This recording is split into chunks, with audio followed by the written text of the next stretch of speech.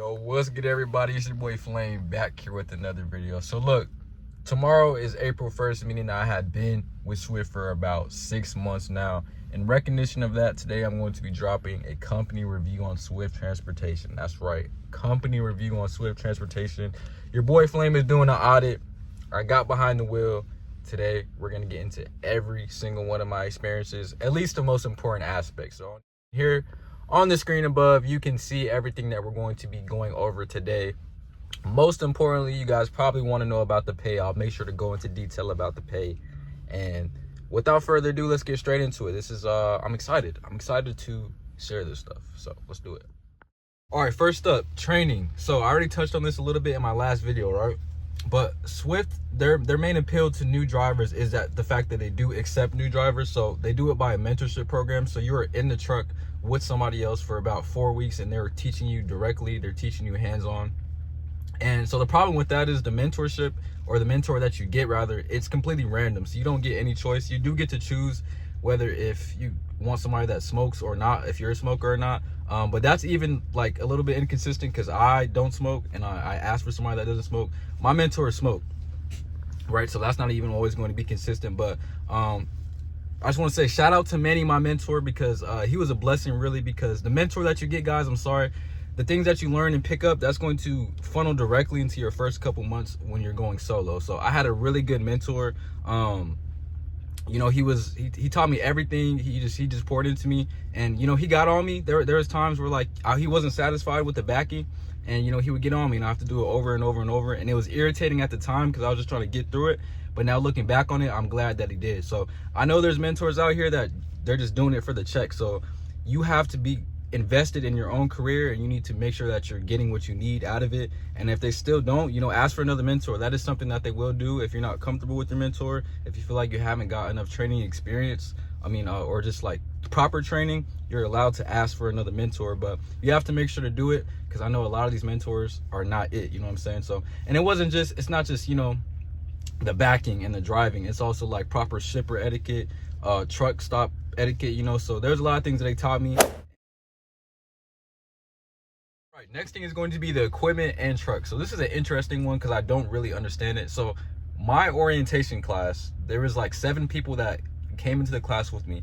3 of them got 2025 T680, what is it called, the Kentworths, right? So in that aspect, I feel like it's completely random because I talked to them. They didn't have no prior experience. They didn't even understand why they were getting the truck. So I got a 2020 International,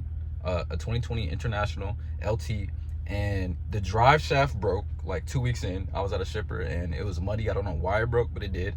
And so it broke. And then now I got a 2022 Volvo VNL. So I like the truck. I love the truck, actually. But as far as if you were to ask me, like, what is the process in deciding what truck goes to this person, that person, I would assume that it's completely random because I don't get it. Like, it's whatever's on the lot and is available to you, they give to you. Actually, when my truck broke down, there was a T680 available, and the lady basically told me, like, for my replacement truck, she just told me to go on the lot and look at the Volvo. But I saw the T680 and I went back in there and I asked her if I could have that one, and she was gonna give it to me. She just had to ask somebody else, but I didn't really have time for that. I had to go somewhere else. I just say that to say that, like, they're not completely strict on what trucks go to what person, I would assume. So as far as that, other equipment, I know that there's flatbed accounts out there. I've seen a couple flatbed drivers. I don't know how much experience you need or what pre-qualifications, if any, that you need to do that. So that's pretty much it for the equipment. So I got my Freightliner, my Volvo, and I do the drive-in basic stuff. So that's it. All right, next on the list is going to be freight and mileage. So I just talked to my driver leader a couple days ago, and she said that I'm averaging about 1,600 miles per week. It was like 1,600 or 14, but I would not say that's entirely accurate, just because over the past couple months I've taken some extended home times. I had to get my wisdom teeth removed, so I was out for like a week, and then there's another occasion where I was out for a week. So I would say more accurately it's probably about 1,800 or 2,000 miles per week. And in that, yo, I'm not lying when I say I have not sat for more than like 2 days. Like, I be moving. I definitely be moving. Some of the loads are shorter, some of them are longer, but I have not sat for more than 2 days. Definitely not 3 days. So 2 days max, maybe on like a couple occasions, but they keep me moving. And that's a good thing, because I know the market is not in the best place right now, but I have been moving, and the freight or the location that I'm in is usually Georgia a lot, because I was on the East Coast starting out, but now I'm all 48 states. So I spent a lot of time, especially last time when I was out, I was in like Illinois, that Illinois Michigan area for like 3 weeks. So, but before it was Georgia. But yeah, yo, so like I have been moving, and the freight hasn't been too bad either. So like I said, I've only been with Swift for 6 months, so that is, you know, not a super big time period to make, you know, an accurate analysis on, you know, freight with Swift, because you know, I've talked to other people who said they were sitting. So yeah, that's all I can really say. So far, it's been good. All right, this is what y'all are here for, okay? Let's talk about the pay. Now, I watched a video from another guy that was working with Swift, and he said he was averaging about $700 per week, and those are my expectations coming in, okay? So I have my mindset, $700 a week, I could work with that. But over these past 6 months, on average, I've been making about $850 to $1,000 per week, assuming that I'm working that full week, okay? The most I've made is $1,400, and the least that I've made working, because, you know, I've made like $300 paychecks, but only working like 2 days and then going home. The least I've made working was like $600, okay? But on average, it's about $900 to $1,000 per week, which for me is really good coming in, because I was not expecting that. Now, that is probably not good if you are a seasoned driver. Like these videos that I'm making on Swift, they're kind of tailored to new people coming in. So like I said, it's been about $900 to $1,000 on average, maybe like $850 to $1,000 actually. And the pay structure, I'm getting, last time I said I was getting 47 or 48, that was actually wrong. I'm getting 55, but that is pertaining to East Coast drivers. But for whatever reason, I'm all 48 now, and I was able to keep my pay structure at 55. I don't know how I did that. Some may say it was bribery. I don't know. But that was random. I think that it was probably just my driver leader said it was due to freight. But yeah, y'all, it's been about 800 to 1,000 a week. So that's, if you want to leave the video now, you can.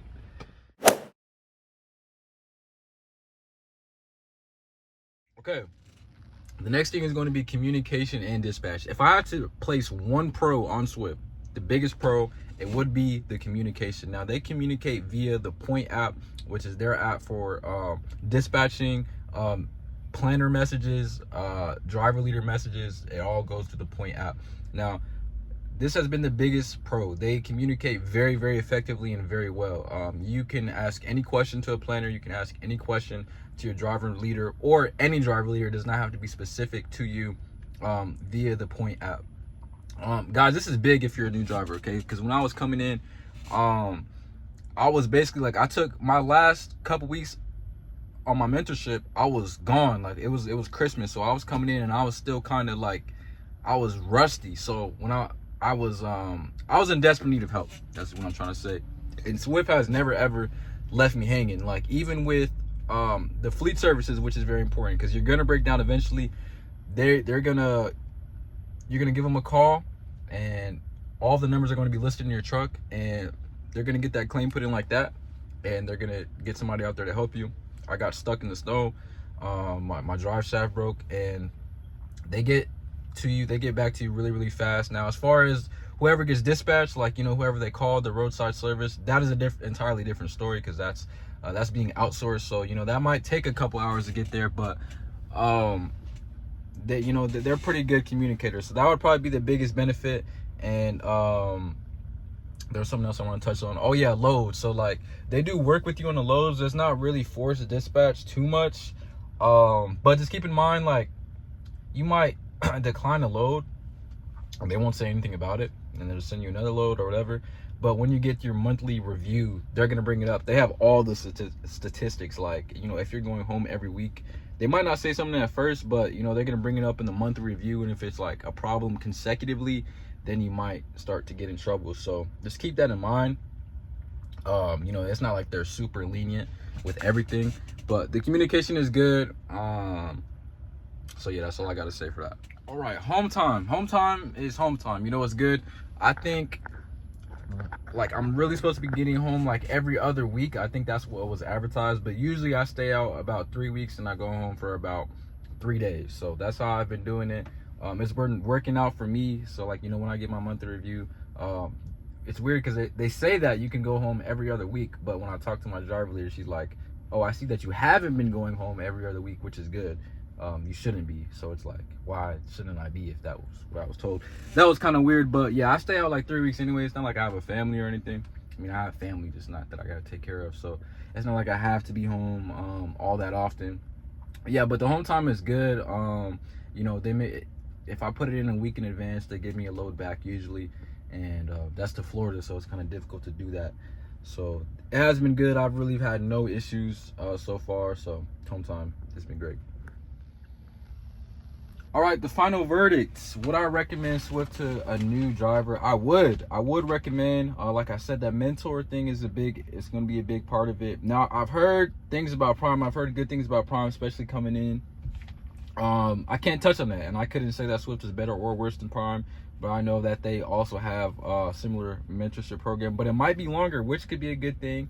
But you know, if you're in a hurry or in a rush to get on the road, that might be a bad thing for you. I don't know the exact specifics, but if I could go back and choose again, I probably would choose Swift again, because like it's kind of even coming in, they're kind of hands off. Like I said, the communication is good, but I talked to somebody else. He said I forgot what company he used to work to, and they're like blowing them up. Like they're calling them like, hey, are you what's your ETA, what's your PTA? They don't blow me up like that, so that's a good thing. So when I first started, it was like wow, I don't even feel like I'm having a job. Like they're not even like calling me. I'm kind of like managing my schedule and stuff. But yeah, I would probably recommend it for a new driver and not for a seasoned driver, like I said. So you know, that's really it. And as far as my personal plans with Swift, do I plan on staying for a long time? I don't know. I definitely have aspirations to be an owner operator, and I have things in play, but I couldn't really say like if I'm going to be here for another 6 months. But these past 6 months have been good. I really have no major issues. So yeah, it's been cool. And that's really it, man. It's been a good experience on the road. Like I said, it's my first job out here. So if you got any value out of this, let me know, man. That is my review on Swift, my 6-month review. I hope y'all enjoyed the video. I hope it wasn't too long. I wasn't on here babbling, and I'll see y'all in the next one.